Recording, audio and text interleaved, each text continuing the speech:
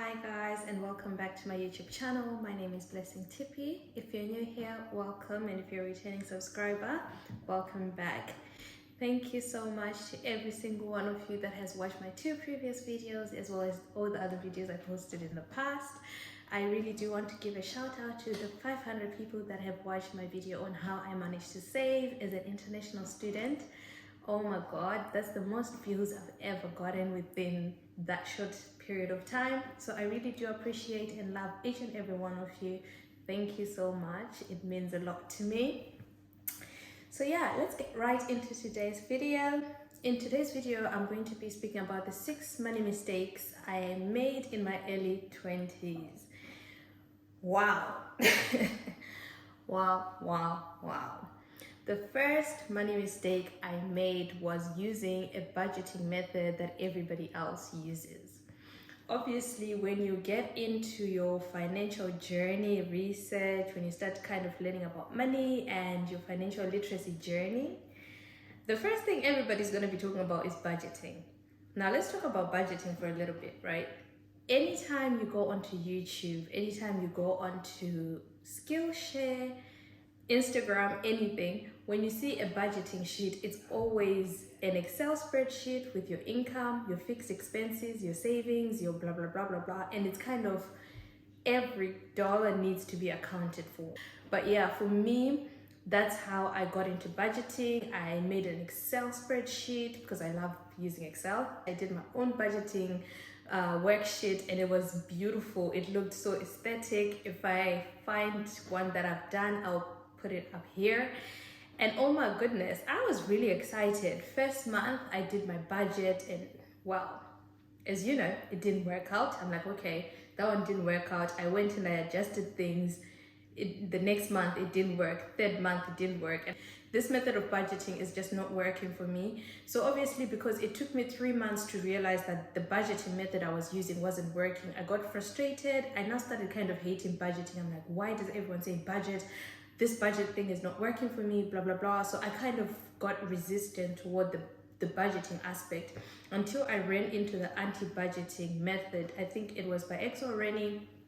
And she was just saying that she doesn't believe in dollar costing. So you can't account for every single dollar you make. Like, she doesn't do that. And I think that's how I know that's how I function now. I'm not someone that will account for every single pound. It just makes me anxious. Anytime I go into the shop, I'm like, oh my gosh, have I used more than I'm supposed to use? I'm calculating, I'm panicking. It's just not for me. So if I earn £100 and my fixed expenses are 500, if I earn £100, yeah, and my fixed expenses are £50, and then I've got £50 remaining, I'm obviously going to put £45 of that towards my savings and investments, and then the other £5 I'm going to use it for whatever it is that I want. So instead of writing down a budget where every single dollar is, kind of accounted for, I use the percentage method. So for most of you that don't know, anytime you look for savings, there's always the 50, 20, 30 method. So if you're someone that is like me who doesn't want to budget according to how much you earn, your fixed expenses, blah, blah, blah, then obviously use the anti-budgeting method. Now, with the anti-budgeting method, it doesn't obviously say that you don't need to know your expenses. You obviously need to know how much your fixed expenses are in order to put the correct certain percentage towards that. Okay? So yeah, that's the first thing that I would say. If you guys want to know more about the anti-budgeting method, please do comment down below or send me a DM on Instagram and I'll do a video on the anti-budgeting method, teaching anyone that wants to know about that a little bit more. Now, the next thing is not learning about money early. Coming from home, I remember when I was leaving Botswana for the first time coming to the UK, my parents sat me down and they're like, make sure you use your money wisely, make sure you buy things that are important. It was more conversations about being frugal and ensuring that every little money that you use, it's accounted for, right? So I didn't know about savings, I didn't know about investing, I didn't know about, being actually aware or being alert in terms of where you're using your money. And I would say that's something that really kind of put me back, but in retrospect I enjoyed I enjoyed like my early 20s. I had fun, I made memories, and I don't regret anything. But obviously these are the mistakes that I made, that if I hadn't made those mistakes in my early 20s, right now I would have propelled a lot more in terms of my financial journey. So I did have to put that in there. If you do have the money, invest in a financial advisor, especially if you're someone that's starting off at uni and your parents are giving you tax money or are giving you an allowance.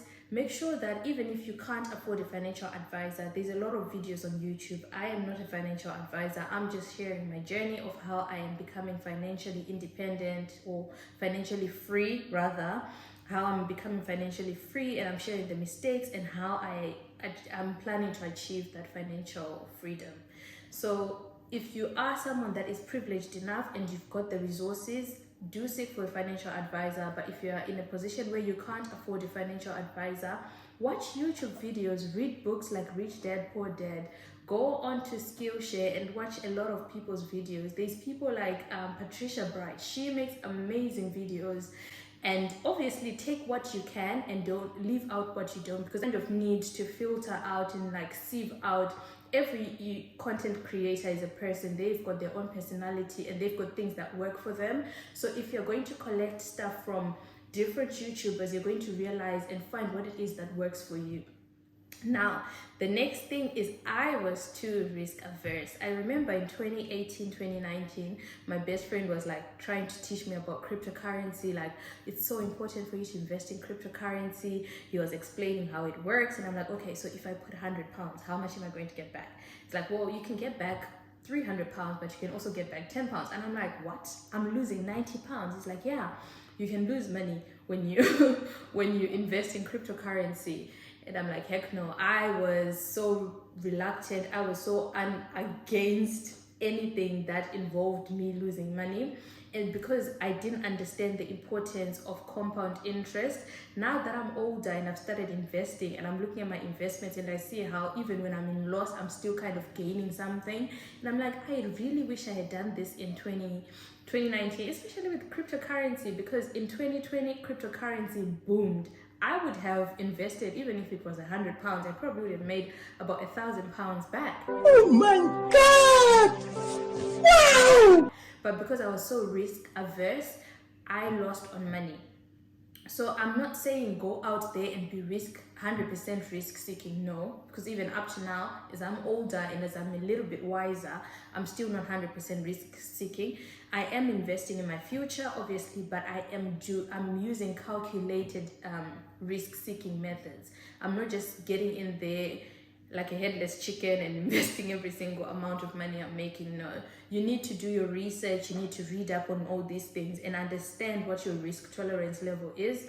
So yeah, now the fourth thing is saving in your current account. I was that girl because obviously I was risk averse. I wanted to see my money. If I wanted my money today, I wanted to have it in a savings account that I can get it back. I used to save, like I said in my previous video on how I saved as an international student. You guys would have heard me saying I started saving my money in a current account. And in a current account, obviously you're getting 0.0 something% return, and rate of inflation is always higher than whatever rate of return they're giving you guys on your investments. So you're literally making a loss by just keeping your money in an account. There's nothing wrong with keeping your money in an account if you want to use it in the next 2-3 months, but if you, well, maybe even a year, up to a year, right? But if you plan on using that money in the next 5 years, in the next 10 years, there's no point of you leaving that money in your current account. You can literally put it, if you're someone that's risk averse like myself, put the majority of it in a fixed saving account, which doesn't allow you to touch it. Because the truth of the matter is, if that money is in a current savings account, anytime you feel like you want to, if you're not disciplined, that is, anytime you feel like, I've worked so hard this week, I need an ice cream, and it's not part of your budget, you're just going to withdraw money from your current savings account, right, into your current account and buy yourself that ice cream. But by having it in a fixed account, you know that you cannot touch your money until December 31st. So if you're someone that lacks discipline, even if you do have discipline, just put your money in a fixed savings account if you know that you're not going to need it in the next year or so, right? And also, if it's not your emergency fund, you don't want to put your emergency fund in a fixed account, because should an emergency come up, you need to wait or forfeit your money in order to get it. So yeah, that's the next thing. And then my fifth habit is I am someone that lacks boundaries sometimes, right? And I'm talking about financial boundaries.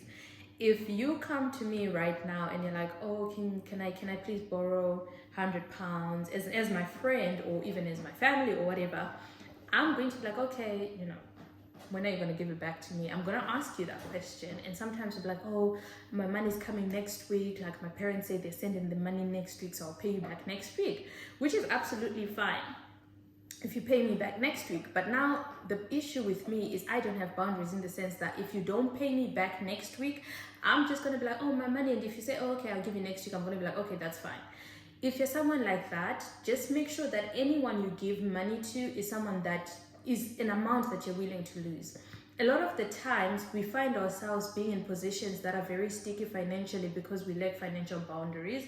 And I am one, I'm going to acknowledge I lack financial boundaries, and not from a perspective of I'm just someone that enjoys, losing money, because no one wants to work hard and give someone their money with the expectation that they're going to give it back, and then the person doesn't give it back. And even if you do give someone money today, £100, and they give it back to you in the next 2-3 months as promised and according to the timeline, you're still losing money to inflation. You could have saved that money and put it in an investment pot. So if you're someone that lacks boundaries and someone that can't say no, I would say just put your money away and just be honest with people when they come and ask for money. Like, sorry, I genuinely don't have money, because it's in a fixed account and you can't physically go and take it out. If you do go and take it out, you're losing money to give someone money where you're going to even lose more money. So yeah, if you lack boundaries, just don't allow yourself to be in a situation where you're constantly giving people money and you know that you might lose it. Now, the last thing in this video is prioritizing short-term pleasures. I was so big on this one in uni, like when I was in my early 20s. I was that girl that would eat noodles for breakfast, lunch, and dinner, because noodles are £1, so that's £3 a day, in order for me to go on a trip with my friends. I didn't care what it took. Like if my friends are like, okay, next week we're going to Birmingham, or next week we're flying to Manchester, I was like, okay girls, I'm gonna eat noodles for the rest of the week, because I do have money to buy groceries, but I would rather go on this trip than buy my groceries. Now, there's absolutely nothing wrong with prioritizing and obviously realizing that you do have the money and you can use it for this. But the reason I put this as a money mistake is because instead of eating noodles to save up towards my future, I was eating noodles to satisfy young me that wanted to just enjoy, see the world. And I don't regret it, don't get me wrong. I love the fact that I did that, because now I think it's kind of out of my system. I still love traveling, but now if my friends are like, oh, okay, we're going to Portugal next week, I'm going to be like, I don't have the money for it. I've now learned discipline, and I've now learned the importance of actually prioritizing my long-term goals. I need you to tell me 5 months in advance that we're planning to go to Portugal in the next 5 months. Are you willing to come? And I'll be like, okay, yes, for now, but should my finances not make sense in the next 3 months, I will let you know, so that you guys can plan accordingly, right? So yeah, make sure whenever you start your financial journey, these are just 6 of the money mistakes I've made. A lot more mistakes than just these 6, but these 6 are the ones that I'm sharing with you. And like I said in my previous video, my main target audience is obviously my younger sisters, my younger brothers that are like literally starting uni, have just started their working journey and are trying to like build financial freedom at a very young age. I would say don't make the same mistakes I made. Obviously enjoy, because especially if you're someone that's in uni and someone that has just started working, when you start working, you need to reward yourself. You've worked hard in uni and now you've just landed your big boy, big girl job. So you obviously need to reward yourself, but don't over reward yourself and forget about the future you always need to realize that life in the moment, but at the same time you need to account for tomorrow. So yeah, with that being said, thank you so much to everyone that has subscribed, everyone that liked, commented, and shared my videos. You guys are so special. And to everyone else that has joined me for the first time, please go and watch my previous videos. And if you do enjoy what the kind of content I'm sharing with you guys, don't forget to subscribe. I will see you guys in my next video. Bye.